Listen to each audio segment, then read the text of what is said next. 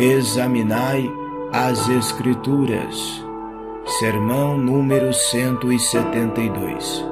Um sermão pregado na manhã de sábado, do dia 17 de janeiro de 1858, por Charles Haddon Spurgeon.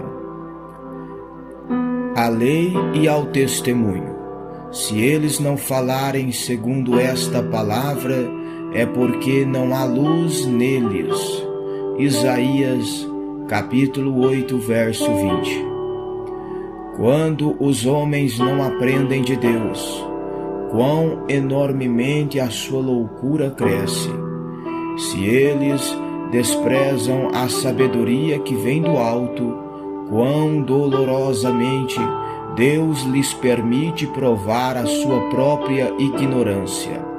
Quando um homem não se curva diante de Deus, o Altíssimo, imediatamente ele constrói para si um ídolo. Ele faz uma imagem de madeira ou de pedra, e ele se degrada curvando-se perante a obra das suas próprias mãos. Quando os homens não recebem o testemunho das Escrituras a respeito da criação de Deus, logo eles começam a formular teorias que são 1000 vezes mais ridículas do que eles já se esforçaram para fazer o relato bíblico da mesma. Deus os deixa, se eles não aceitam sua solução do problema, a tatear para outro. E sua própria solução é tão absurda que todo o mundo, exceto eles mesmos, tem bom senso suficiente para rir. E quando os homens deixam o livro sagrado da revelação, meus amigos, aonde eles vão? Nós achamos que no tempo de Isaías foram para lugares estranhos, pois ele diz no verso 19 que eles buscavam espíritos familiares aos feiticeiros, que chilreavam e murmuravam. Sim, eles procuravam coisas sobre a vida entre os mortos e se tornaram os ludibriados da feitiçaria. É maravilhoso que os homens, que mormente de todos os trilhos da fé, são notáveis pela credulidade. Um dos maiores incrédulos no mundo, que chamou a si mesmo um livre pensador de seu nascimento, encontra-se agora cambaleante em seu túmulo, acreditando no mínimo em um absurdo que uma criança pode refutar. Não se importando de ter Deus em seus corações, abandonando a fonte viva, eles têm cavado para si mesmos cisternas que estão quebradas, que não retêm as águas. Que possamos cada um de nós sermos mais sábios, para que não abandonemos o bom caminho antigo, nem deixemos o caminho que Deus tem preparado para nós. Que assombro se nós viajássemos entre os espinhos e abrolho, e rasgando nossa própria carne, ou pior do que isso, cairmos entre montanhas escuras e nos perdermos entre os abismos das mesmas, se nós desprezássemos a orientação de um Pai inerrante. Procure na palavra de Deus e leia. Examine as Escrituras, porque nelas cuidai vós ter a vida eterna, e são elas que dão testemunho de Jesus Cristo.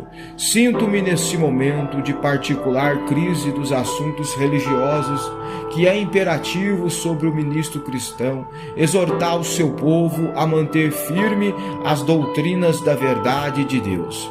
As palavras de Deus, esta parece provável que se torne a idade de pregação, ao invés de a idade de oração.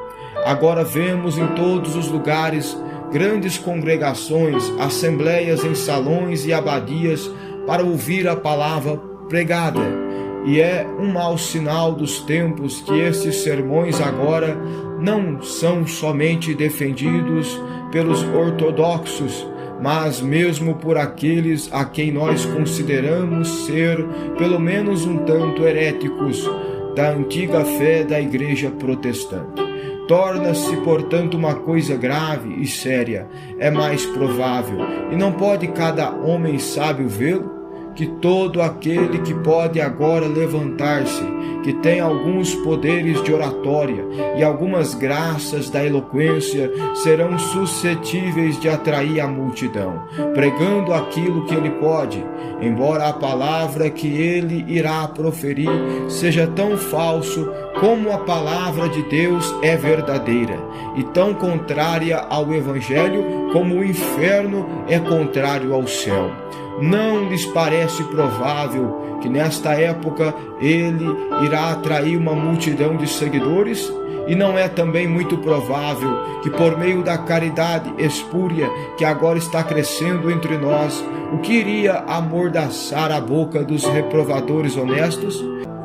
Iremos achar que é difícil repreender o impostor quando ele surge e difícil de expor as mentiras, mesmo que elas possam ser evidentes para nós? Estamos agora, felizmente, tão bem misturados conjuntamente. O dissidente e o clérigo agora se tornaram muito amigáveis uns com os outros, que temos menos a temer os efeitos do dogmatismo do que os efeitos do latitudinarismo. Nós temos agora alguma razão para estar em cima da torre de vigia, para que não suceda que alguém surja em nosso meio, a prole espúria desses momentos felizes da aliança evangélica, que reivindicará a nossa caridade, enquanto eles estão pregando aquilo que em nossos corações faz-se totalmente condenável. E qual é o melhor conselho que o ministro pode dar em tempos como estes? Para que livro deve ele encomendar seus ouvintes? Como ele deve mantê-los firmes? Onde está a âncora que ele deve dar-lhes para lançar nas rochas? Ou onde estão as rochas em que deve lançar sua âncora? Nosso texto é uma solução para essa questão. Estamos aqui equipados com uma grande resposta para a pergunta: à lei e ao testemunho. Se eles não falarem segunda esta palavra, é porque não há luz neles.